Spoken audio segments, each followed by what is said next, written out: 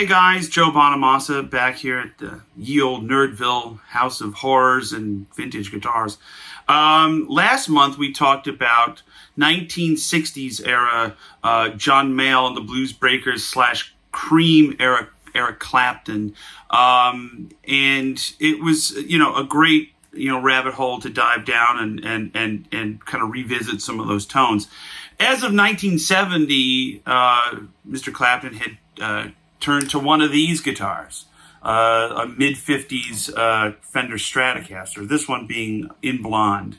He used a black one that was basically a parts guitar, that he bought at Showbuds Music in Nashville. He bought a whole bunch of them. And he had a 56, I believe, which was Brownie. And he had a lot of Strats, and he still plays Strats to this day. So it's really, we're talking about 54 years since he's been a Strat guy. And I love, obviously Derek and the Dominoes, which Tom Dodd told me was nothing but a Princeton reverb and a Champ. And he went from Marshall stacks to a small Fender combo, and he's been everywhere in between, and I always call it that kind of 461 Ocean Boulevard tone. So, it's these two pickups here. Again, you don't need a 57 blonde Strat to achieve this. You can do this with a Squire. We've done this before on video. It's not that hard. We're going through a Fender Vibreverb with two 10s, with the reverb turned down and the treble kind of turned up. So it kind of sounds like this.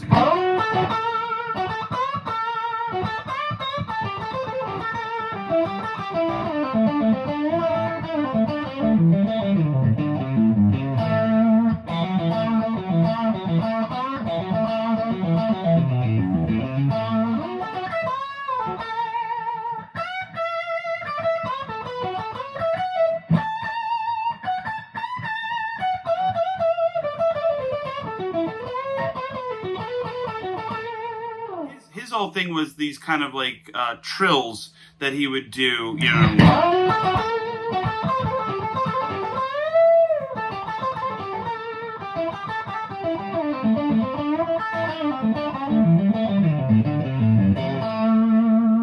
And what turned me on to Eric Clapton was a record called Just One Night. And my father would play it for me. And the very first electric blues song I ever really connected to when I was probably 6 or 7 was his version of Bobby Bland's classic Further On Up the Road, which I got to play with him in 2009. And it was just kind of, that kind of sound.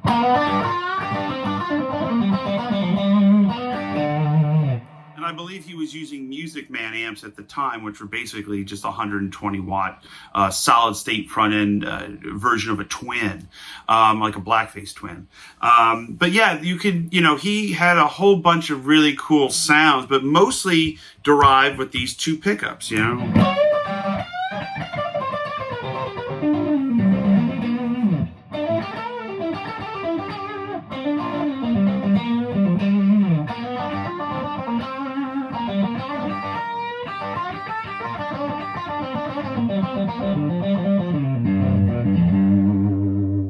So again, it's kind of the extension of the way he would phrase his pentatonics, and it was always a lot of times in that era he would start with a bend, And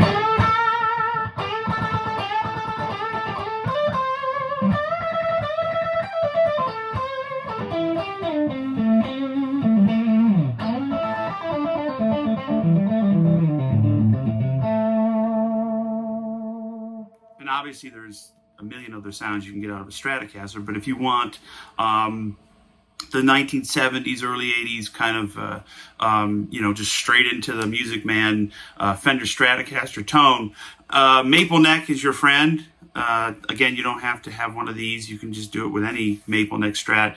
It just adds a little brightness, and you could experiment with the string gauge. 9s, 10s.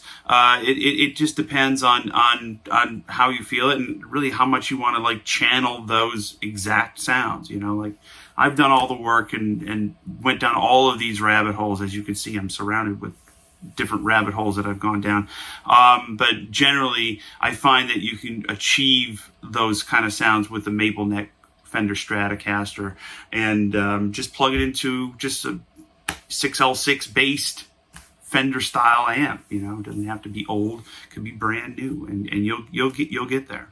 You know, one of the great things about Eric's playing is the fact that he would use the guitar as an extension of his really great singing voice. You know, and like he would, you know, like do kind of phrases that were like hooks in themselves. You know.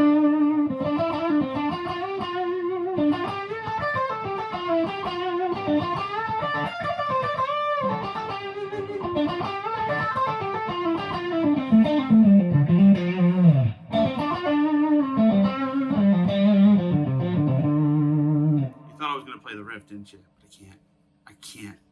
But you know I was going to try, but I just took out a few notes so they don't sue us. But to my point, everything that he played was a hook, and that's a great lesson in any style. You know, two of my favorite melodic lyrical guitar players, Eric Clapton and Neil Schon, they write hooks within the hook, and that's why those solos and those players are legends and stand the test of time.